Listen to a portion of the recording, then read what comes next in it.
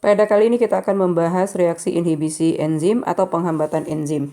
Yang dimaksud dengan penghambatan enzim itu adalah enzim yang kita tahu biasanya dia bekerja untuk mengkatalisis suatu reaksi. Kalau dia dihambat dengan suatu molekul, maka reaksi itu tidak akan terbentuk atau tidak akan terjadi.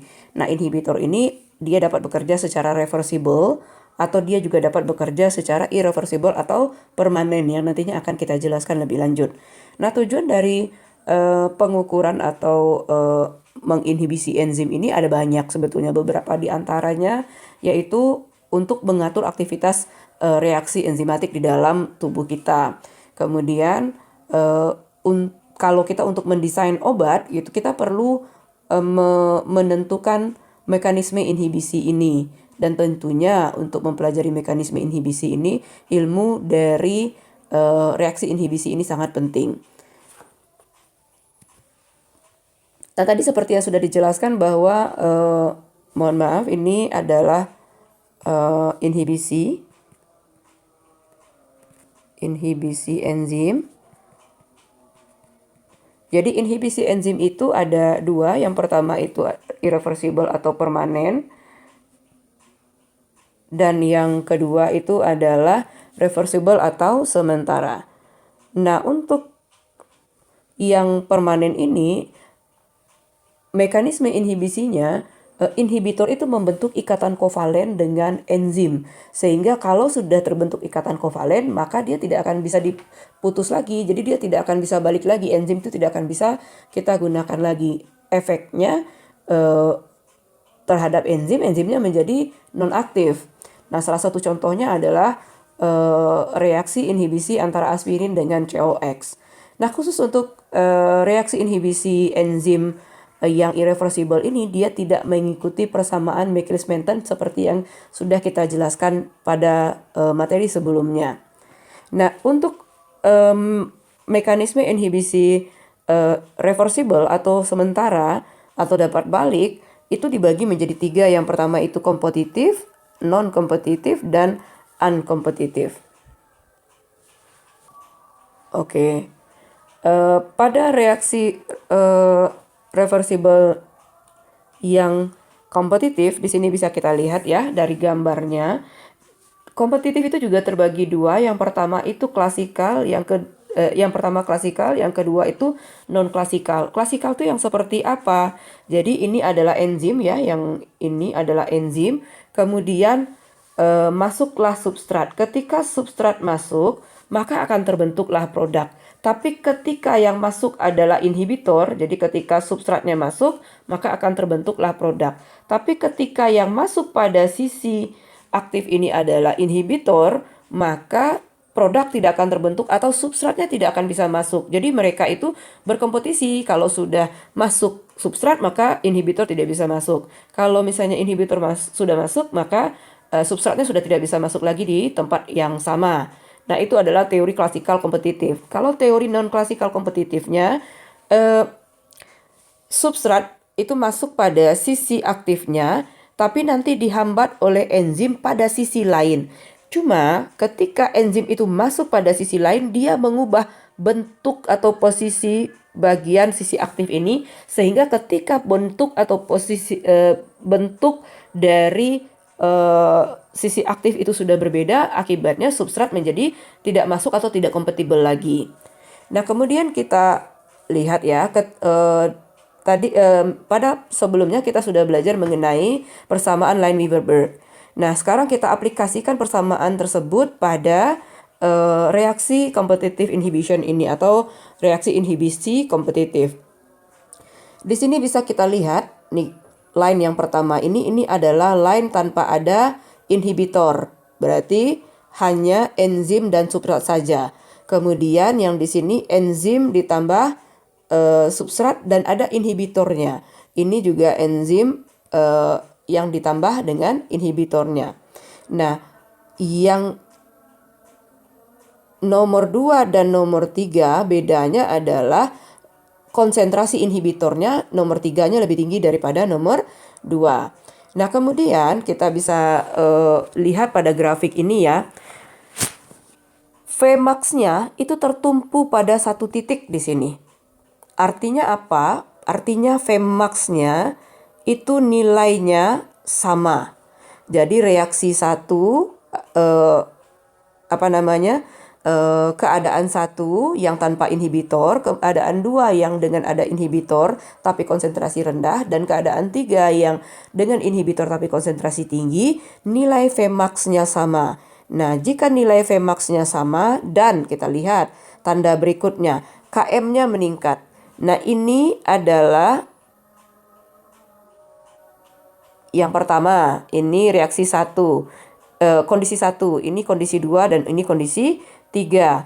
Nilai minusnya akan semakin kecil. Karena semakin kecil nilai minus, artinya nilai Km-nya juga akan semakin besar. Sehingga ciri-ciri dari reaksi competitive inhibition itu atau reaksi inhibisi kompetitif itu adalah Vmax-nya tetap dan nilai Km-nya meningkat. Nah, kemudian tentu saja rumusnya menjadi seperti ini ya, dikalikan dengan alfa. Alfa itu adalah perubahan yang terjadi, perubahan konsentrasi inhibisi yang terjadi pada masing-masing kondisi inhibisi tersebut. Sekarang kita lihat reaksi inhibisi yang berikutnya, yaitu uncompetitive inhibisi. Uncompetitive ini maksudnya adalah dia tidak berkompetisi. Nah, di sini bisa kita lihat bahwa tahap pertama nih syaratnya adalah harus terbentuk dulu kompleks enzim substrat, baru inhibitornya bisa masuk ke dalamnya. Nah, ketika masuk inhibitor, nah beda dengan ini ya. Kalau ini inhibitornya sudah masuk, maka substrat sudah tidak bisa masuk. Beda dengan yang ini. Masuk dulu substratnya, kemudian masuk inhibitornya. Jadi inhibitor itu masuk ketika substrat sudah masuk. Dalam artian dia masuk pada kompleks enzim substrat. Nah, itu titik poin utamanya ya. Nah, kemudian setelah inhibitor masuk, maka nanti dia akan menghambat proses konversi substrat itu menjadi produk. Sekarang kita lihat dari sisi grafik Lineweaver-Burke-nya. Nah, di sini bisa kita lihat ini yang tanpa inhibitor, kemudian ini inhibisi tapi konsentrasinya rendah, ini kita tingkatkan konsentrasi inhibitornya. Nah, kita lihat bahwa tidak ada titik perpotongan di antara semua kondisi itu. Jadi semakin tinggi konsentrasi Vmax-nya itu akan terjadi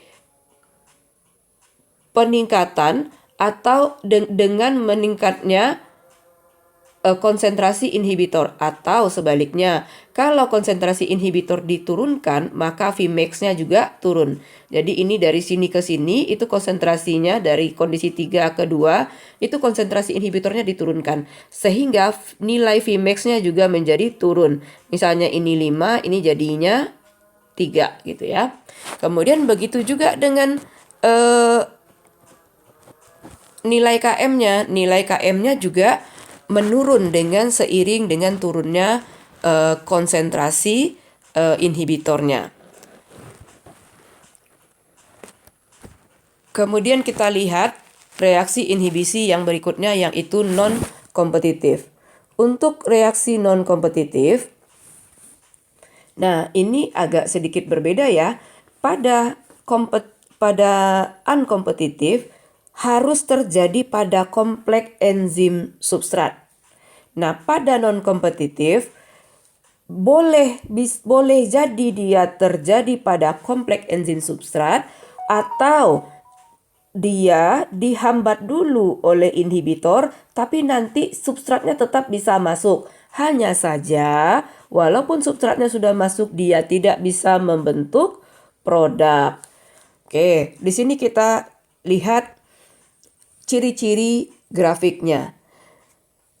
Ini tanpa inhibitor, ini dengan naiknya konsentrasi inhibitor, ini dengan inhibitor tapi konsentrasi rendah. Dan yang ketiga ini adalah dengan adanya inhibitor tapi konsentrasinya tinggi. Sekarang yang kita lihat adalah semakin naik konsentrasi inhibitor, maka semakin naik juga Vmax-nya. Atau semakin kita turunkan dia nilai konsentrasi inhibitornya, maka nilai Vmax-nya juga menjadi turun. Kemudian apa yang terlihat lagi yang unik? Km-nya. Nilai Km-nya bertemu pada satu titik. Artinya Km-nya bagaimanapun konsentrasi inhibitornya diubah-ubah, tapi nilai Km-nya tetap. Nah, kalau nilai Km-nya tetap, maka dia menjadi non-kompetitif. Tadi kita lihat ya, kalau misalnya ini, kalau Vmax-nya yang tetap, maka dia kita sebut sebagai kompetitif. Tapi kalau dua-duanya Vmax-nya berubah, kemudian KM-nya juga berubah, maka ini kita sebut sebagai unkompetitif. Itu ya.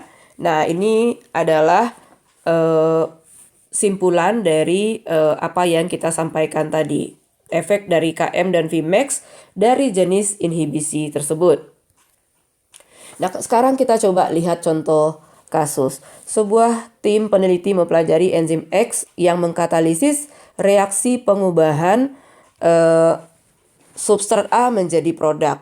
Mereka mengukur laju reaksi pada berbagai konsentrasi.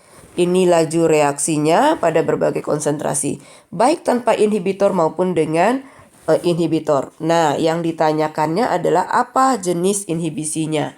Sekarang kita lihat, ada yang tetap atau tidak? Ada. Yang tetap apa di sini? Yang tetap adalah nilai Km. Ketika nilai Km-nya tetap, kemudian kita lihat nih, tanpa inhibitor, ternyata Vmax-nya menjadi, dengan inhibitor, maka Vmax-nya menjadi turun. Nah, ketika dia turun, maka jenis reaksi ini adalah non-kompetitif. Kita coba lihat contoh kasus yang lain. Nah, dalam eksperimen kinetika enzim, peneliti mengukur laju reaksi pada berbagai konsentrasi baik dengan ataupun tanpa inhibitor. Nah, ini reaksinya ya. Pertama katanya hitunglah seper-V, kemudian hitung seper-S.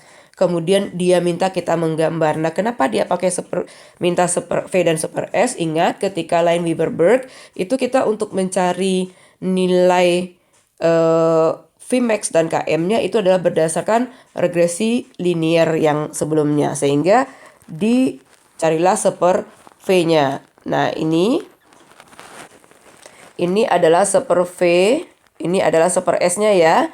Ini adalah seper-V tanpa inhibitor, ini adalah seper-V dengan adanya inhibitor. Nah, kemudian tinggal kita masukkan aja ke Excel. Yang pasti ini sumbu X-nya adalah seperkonsentrasi substrat, kemudian sumbu Y-nya itu adalah seper V0. Oke, sekarang kita lihat pertanyaannya yang berikutnya. Ini kan sudah gambar sudah ya. Pertanyaannya ini jenis inhibisinya apa? Tinggal kita lihat aja, ada nggak yang nilainya senada? Nah, di sini kita lihat nih titik ujung sini.